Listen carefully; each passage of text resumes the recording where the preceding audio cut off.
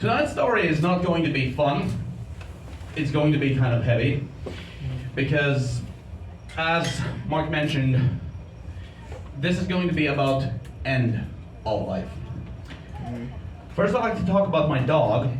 I got the dog when I was 10 years old, and of course when I got the dog I didn't really realize what was the purpose of the dog. I just was happy that I had a dog, and the dog was absolutely perfect for me.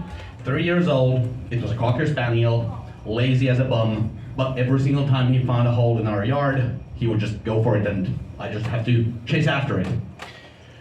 But over the years, especially now that the dog was gone, the dog lived with me for 10 years.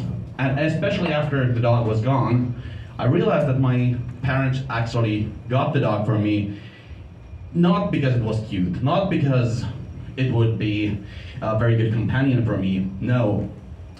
They got the dog for me to teach responsibility. Because every single day I went to school a couple of miles away from my home, and every single day after school, it was my responsibility to take care of this dog, to make sure that it was fed, it was taken out, everything was going cool with it. And of course, 10 years later, it came to me to make the decision to put the dog down. And as I took the dog to the vet to be put down, I was there watching the dog in the eyes and making the final call that it's your time to go. I remember watching the dog in the eyes and just remembering that the dog looked at me, basically thanking everything that we had gone through and reminding me that that was his meaning of life, to teach me to be responsible for something else than me. Getting to the second point, it wasn't only the dog that I had to watch over, and it wasn't only the dog that was watching over me. I was living with my grandmother as well at the time, and the grandmother was actually living with us. And both of my parents were working, and that meant that the grandmother was basically looking after me, that I had everything under control.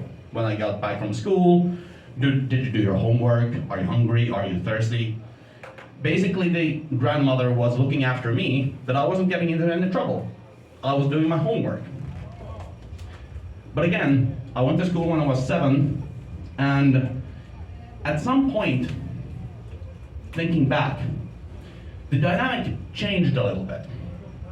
Because every time I came back from school, I would go to the store, I would get these very cheap chocolate chip cookies, and I would go up to my grandma, talk with her about the day, how it went, and we would watch these American cheap detective stories.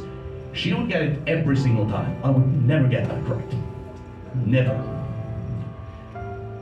But that was about part of it. It wasn't only watching these detective stories, it wasn't sharing the cookies. It was also a little bit about me watching over her, making sure that she had everything under control. She was still there until the very end.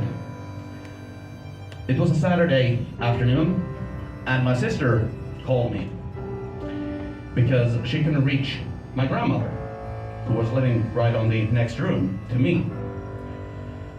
She couldn't get hold of her, so my sister calls me and tells me to make sure that grandma is okay. Well, I walk in and there she is, lying in state. Basically, I cut the last 5 seconds of her life, right then and there. Again, at the tail end of her life, she probably had many, many other meanings in her life. She went to work, she brought my mother into the world, and she looked over my sister, my brother, and in the tail end, she looked over myself. But at the end, again, it was about teaching me responsibility, because it came down to me to call the police and inform that my grandmother has just died. Please come do something about it. I had to take care of the situation. Again, that was her meaning of life at that stage of her life. And of course, I miss her. Of course, I miss my dog. And this all comes down to a couple of years after my dog had perished, my grandmother had perished. I got a call from, I was a taxi driver back in Finland for many years, and I got this call from a shopping center, and there was this old lady, over 80 years old, super tired. And I could tell from the get-go that she wasn't doing so well. And she comes in, she complains that she's tired, she has a heart problem, everything is going bad, she doesn't have family, she's completely alone. And I tell her that, okay, this sounds very serious, maybe I should take you straight to the hospital. No, take me home. And, well, it's a 15-minute drive, but once I got onto the freeway, I keep an eye on my back window because I know that something isn't going right with this lady.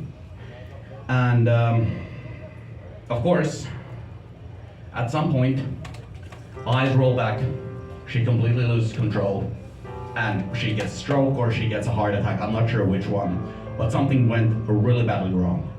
I pull over to the next bus stop, call the ambulance immediately, and did the only thing I could do in that situation when the lady was dying in my back seat. I went over there and gave her a hug and just looked her in the eyes. She didn't have any power at that point, but she was looking at me with this desperation. And part of me wants to think that part of that desperation was about this wasn't how she wanted to go. This wasn't the way she wanted to leave. In the arms of a man that he never knew, in a weird car, in a weird place, and her leaving, probably leaving no impact.